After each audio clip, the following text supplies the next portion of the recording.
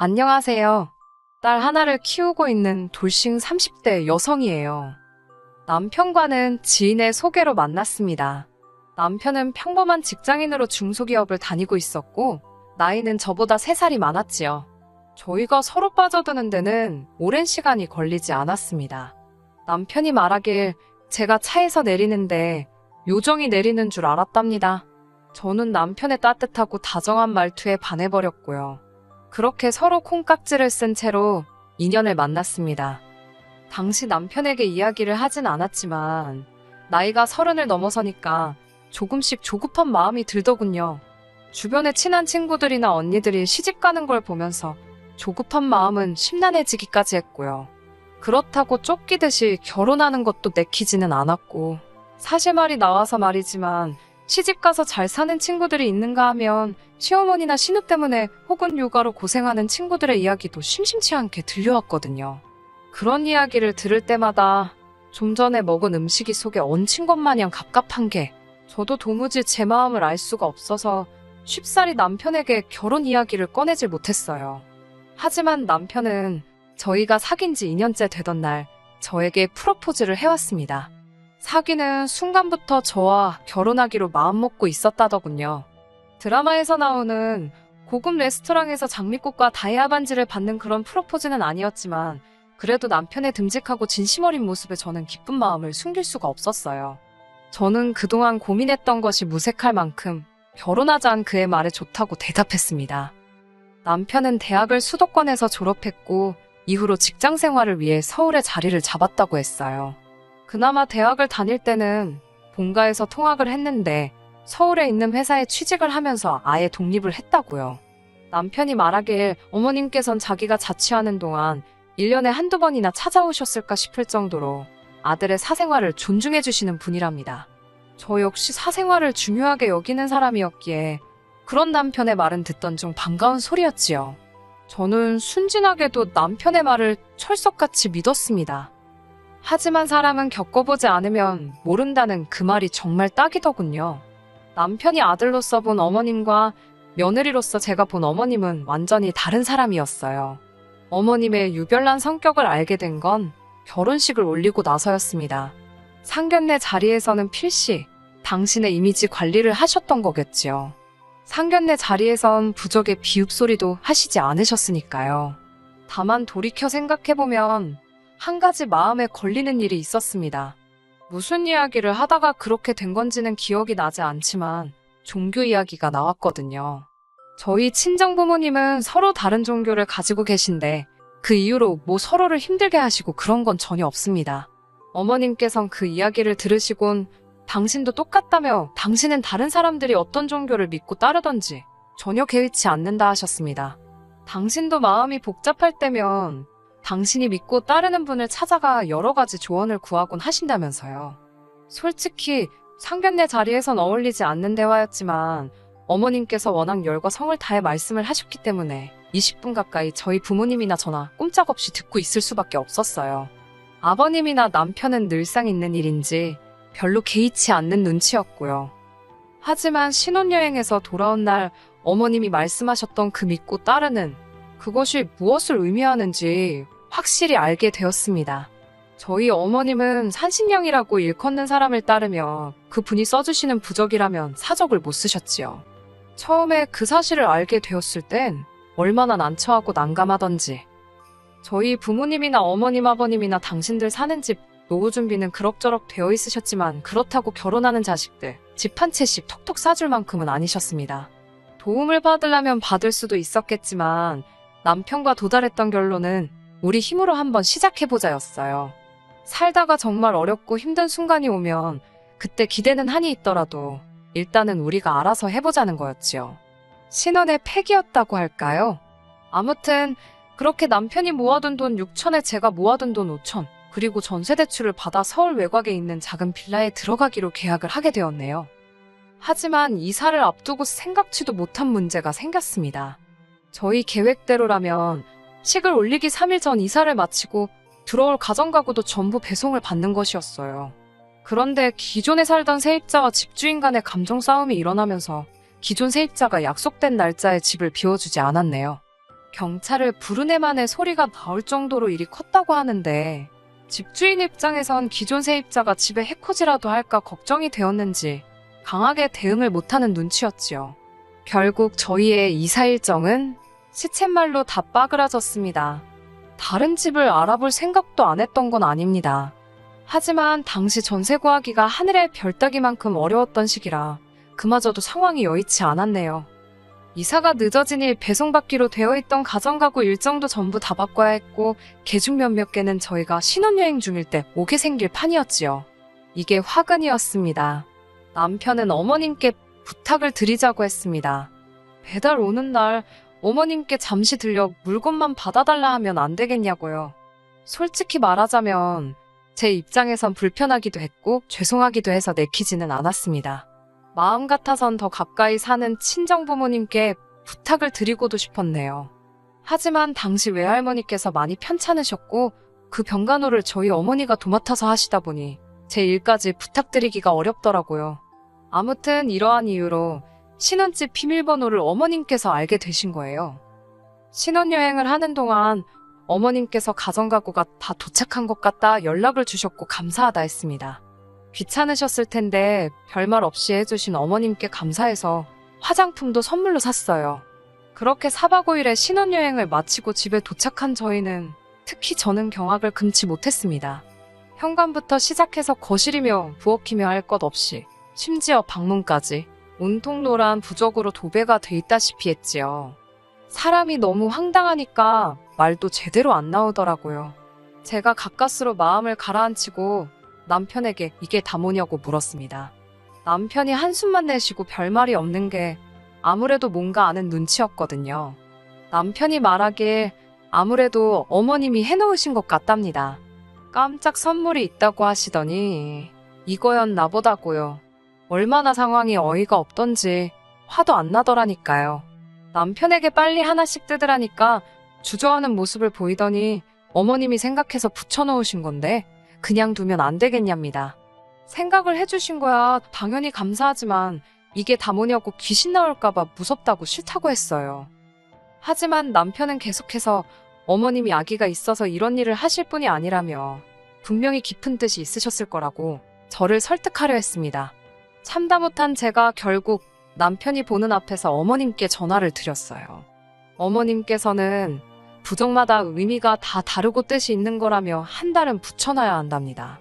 그 집에 뭐가 있어서 이사하기 전부터 말썽이 있었던 거라고요. 말도 안 된다고 받아치고 싶었지만 이제 막 시골리고 며느리가 된 제 입장에서 꼬치꼬치 따지기도 어렵더라고요. 결국 눈 딱 감고 한 달만 내버려 두기로 했습니다. 하지만 막상 한 달이 다 되어가자 남편은 이 부적 때문인지 하는 일마다 요즘 잘 풀리는 것 같지 않냐며 소위 연막을 치더라고요. 저는 그 말을 솔직히 들은 채도 하지 않았어요. 퇴근하고 집에 들어올 때마다 현관문을 열면 제일 먼저 눈에 띄는 게 부적이었는데 소름이 돋는 것 같았거든요. 약속대로 한 달이 되던 날 제가 다 떼내었는데 남편이 몹시 서운해하던 게 지금도 생각이 나네요. 어머님께서도 꽤나 기분이 상하신 눈치였지만 제가 사과할 일도 아닌 것 같아 모른 채 넘어갔습니다. 그리고 얼마 후 저는 임신을 했습니다.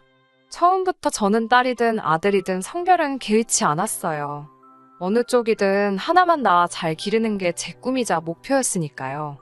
하지만 제 배가 제법 불러오기 시작할 무렵부터 어머님께선 아들을 낳아야 한다고 저만 보면 말 그대로 손자 타령을 하시더군요. 잔소리가 지겨워진 저는 병원에 가서 아이 성별을 물었습니다. 의사 선생님이 성별을 알려주려면 조금 더 있어야 한다고 하셨지만 넌지시 딸이라는 힌트를 주시더라고요. 처음부터 딸이든 아들이든 개의치 않았기 때문에 실망 같은 건 조금도 하지 않았습니다. 하지만 어머님의 얼굴이 머릿속을 스치면서 잠깐이었지만 아차 싶었네요. 그렇게 집으로 와 남편과 함께 어머님께 연락을 드렸습니다. 어머님께 손녀를 보시게 될 것 같다고 조심스레 말씀드렸지요. 어머님이 워낙에 손자를 보고 싶어 하셨기에 크게 노하시거나 실망하시지 않을까 걱정을 했는데 어머님의 반응은 제 예상과는 많이 달랐습니다. 꽤나 심드렁한 목소리로 그러냐며 대수롭지 않게 넘어가셨어요. 하지만 딸아이를 낳고 병실에 입원해 있는데 어머님께서 제 옆에서 기어이 싫은 소리를 하시더군요.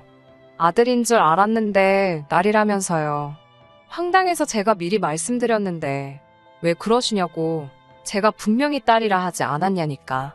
부적 써주시는 그 산신령이란 분이 분명히 아들일 거라고 걱정하지 말라고 했답니다. 그래서 그분 말만 믿고 제 말은 귓등으로 흘려들으셨던 거지요.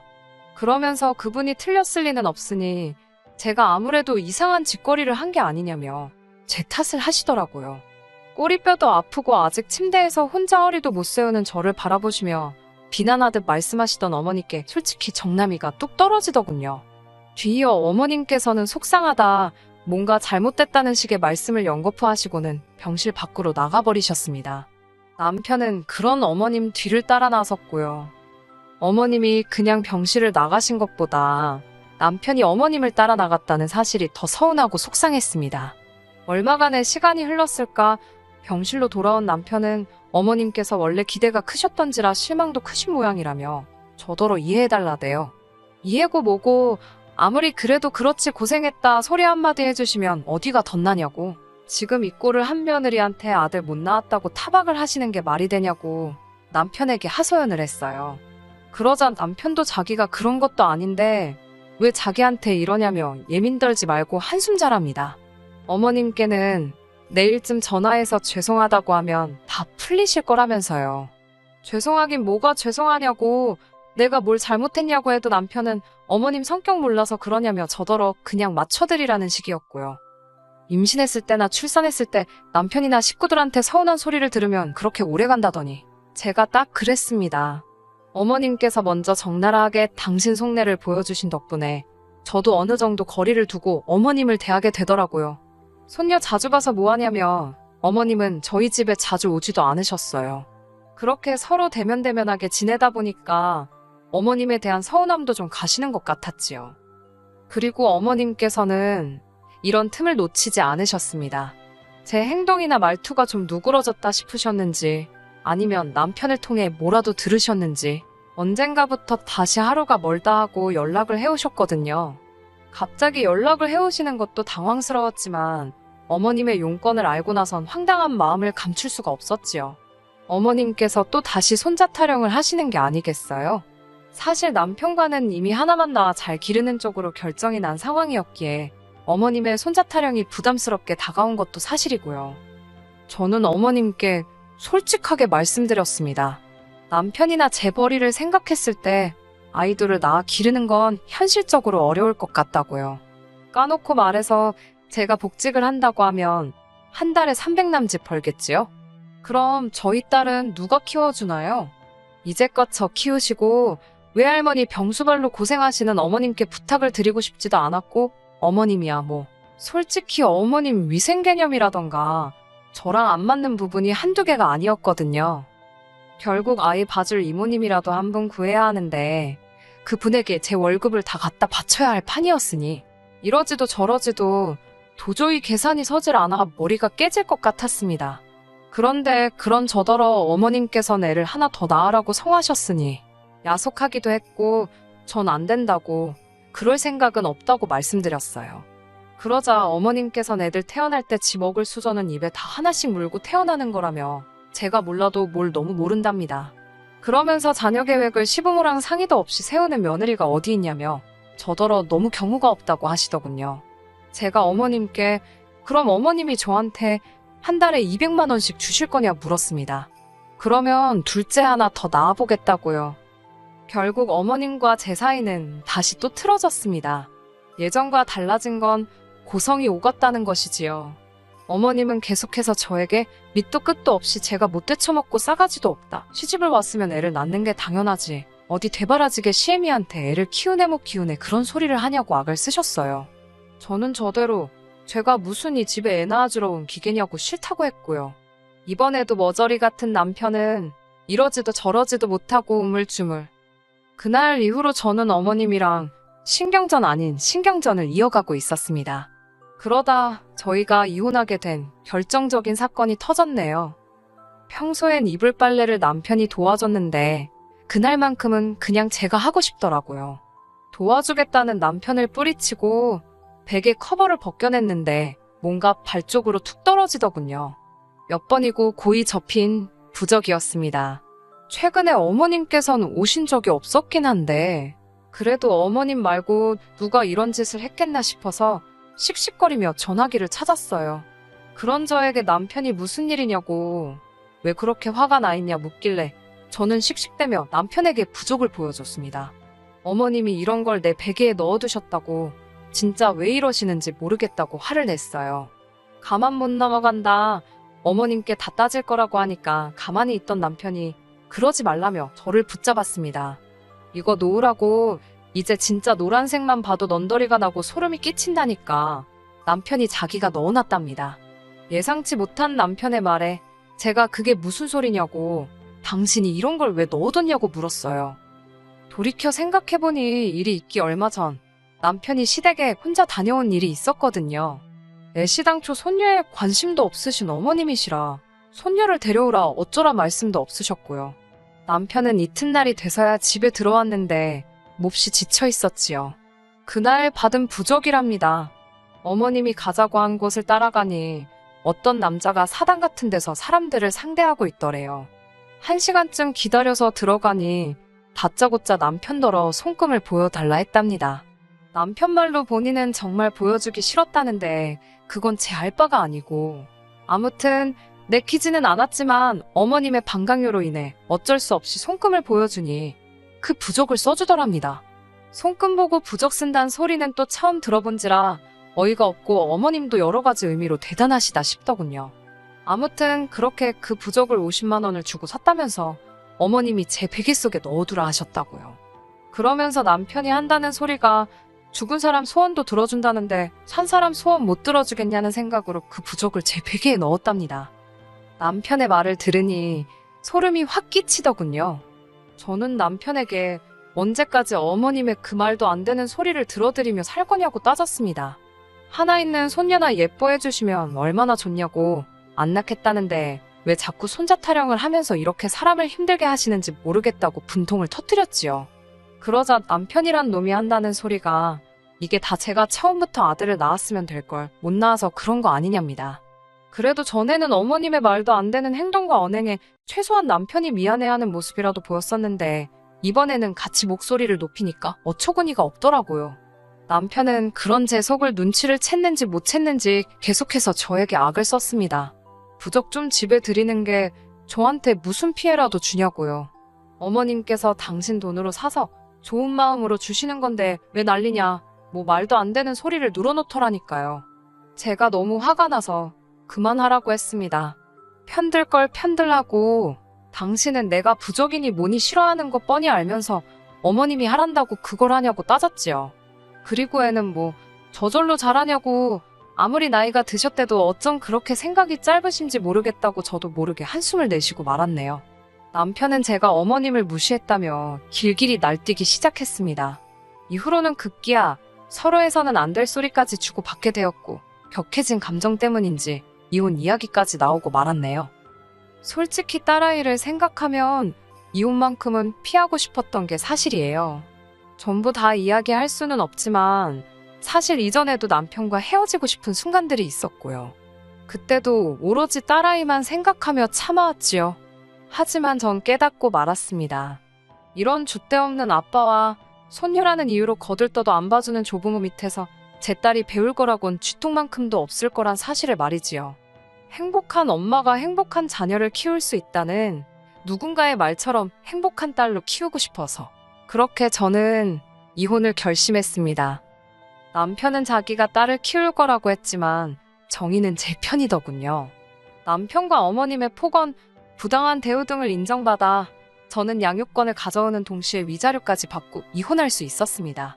어머님께선 제 앞에서 마치 저 보란 듯이 남편더러 이참에 새장가 가서 당신 손자 좀 안겨달라시던데 어이가 없더라고요. 남편은 아마 어머님 때문에 팔자가 꼬여도 2번은 꼬이겠다고 쏴붙였어요. 새며느리 보는 부적도 하나 사셔야겠다고 아는 체를 했지요. 지금 저는 친정으로 내려왔습니다. 친정 부모님께서는 너무 기죽지 말고 열심히 살라고 그때부터 지금까지 늘 저를 응원해 주시네요. 저 잘 살고 있고요. 앞으로는 더 잘 살아보려고요. 끝까지 들어주셔서 감사합니다. 오늘의 사연은 여기까지입니다. 구독과 좋아요, 알람 설정 부탁드리고 더 좋은 사연으로 다시 찾아뵙겠습니다. 감사합니다.